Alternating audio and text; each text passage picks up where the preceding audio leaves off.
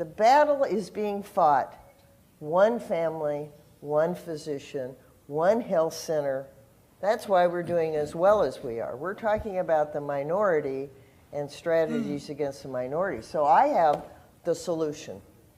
Every study published in the last 5 years, when you look at vaccine refusers, I'm not talking about, well, hesitants, most of them we can talk into coming to terms, but refusers.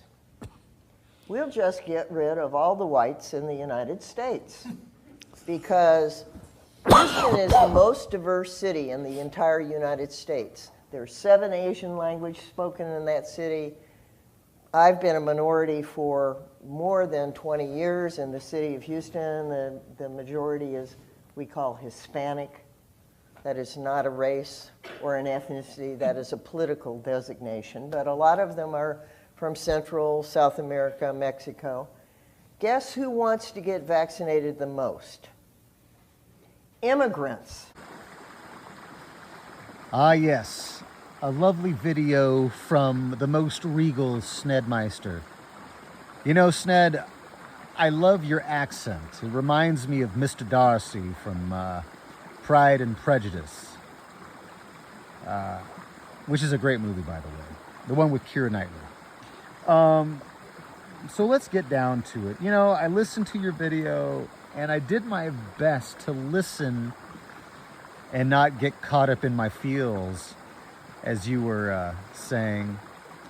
But I think you are being presumptuous in the fact of me somehow doom scrolling through social media and thus being a useful idiot. You know, being out in the wilderness with weak cell phone signal and internet signal has afforded me the opportunity to be very removed from the monopolized corporate social programming media grid, if you will. Au contraire, I've been reading historical books and economic books, and you know, these are books that are being, you know, sold to university students, and provided that you're actually reading the material and not just scanning it for an answer to a multiple choice question for a Scantron test, you actually start to see the historiosity of things. Is that a word? Possibly, maybe. We'll run with it. Let's just go with it. So, let's talk about the hypocrisy.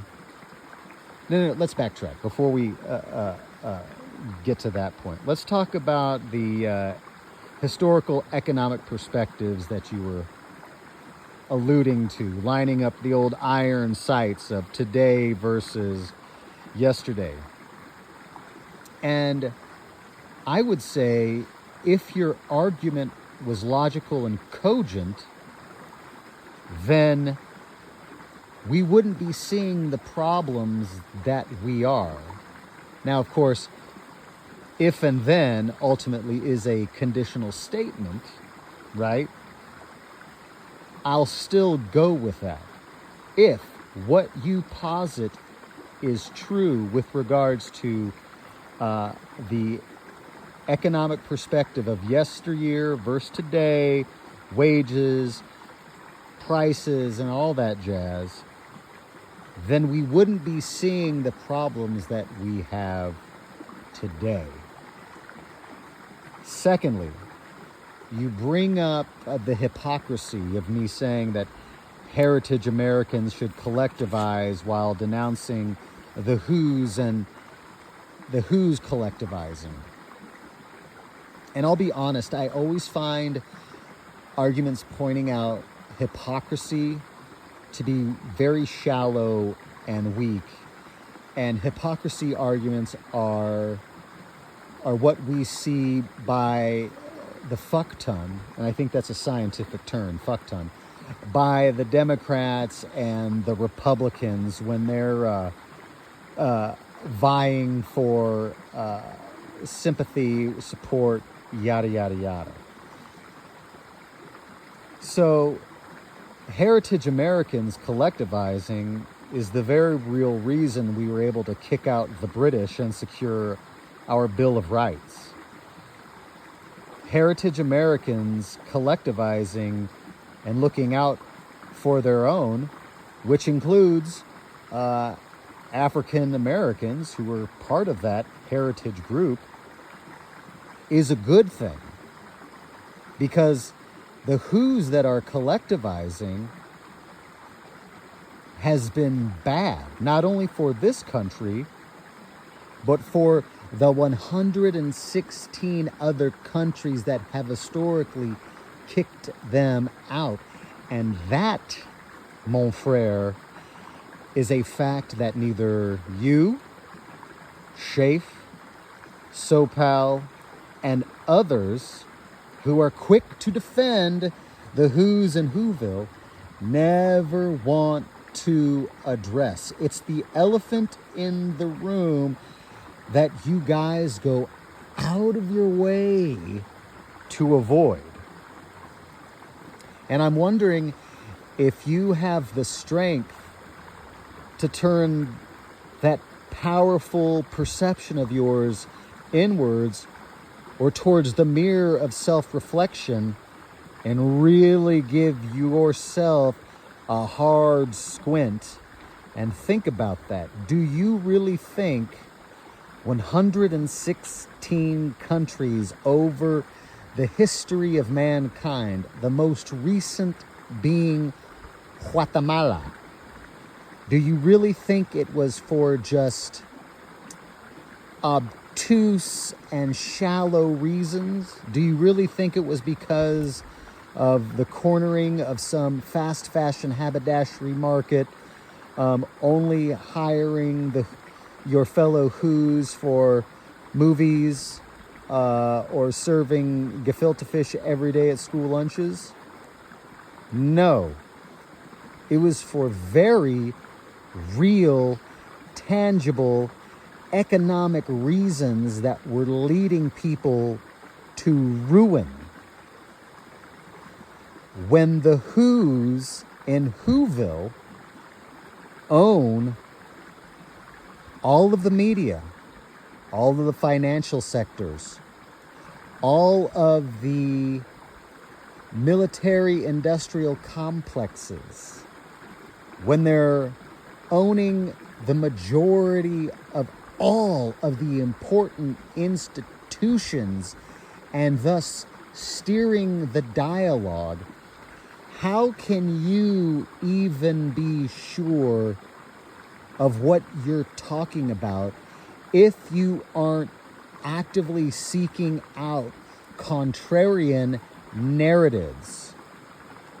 Because I think at this point, you have to actively seek out contrarian narratives and then hold both sides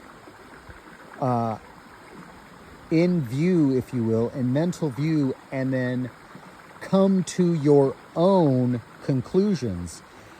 And let me be very frank. There was a news article that was published by the monopolized media talking about their greatest fears. And you know what their greatest fears are? People who turn away from the scripted media, the carefully curated corporate social media, and coming to their own conclusions and trying to become as self-sufficient as possible. When hippie dippies, the peace-loving, free love man people, are being labeled as white supremacists because they want to have access to organic, clean food, and they want to, homeschool their children, something tells me something is not right. And again, I wait with bated breath for you to even indulge the topic of 116 countries over the course of human history of kicking out the Who's. Furthermore, the whole creation of Israel meant the displacement of an indigenous population through the Balfour Declaration, and then using the monopolized media, by the way, to get Goyim from England and America to go fight their brothers and cousins and next of kin, because, like it or not, my dear Sned, Americans are your wild and feral cousins. In fact, I bet if I knew your name and my name, and you knew my name, we could probably do a genetic test and be somehow distantly created. You are my kin, Sned. I am your kin. And I feel so bad for my fellow British, because you have been disarmed, you've been browbeaten, and you kowtow to the throne of egalitarianism, which is why your women and children are being preyed upon by packy groom gangs, and your only, reward for this is curry and takeout. Meanwhile, any Joe Smojit from Bangalore, East Timor, Africa, the Middle East can come over and be British. And so I say to thee, my dear boy, if anyone can be British, what's the point of being British? Nobody is. So, I would say to thee, my far-off kin, do you have the strength to turn those powers of perception inward and take a hard look into the mirror and maybe consider the drivel that you opine? Because again, I at least have the testicular fortitude to look into the mirror and read contrarian ideologies and then come up to my own conclusions about things. All right, we're coming up on 12 minutes. Your time is important. Everyone listening to this video's time is important. And just remember, your health is a great sign of wealth, so take care of it. And in a culture where everyone is trying to make you hustle and do more, the greatest flex is to sit back and do nothing.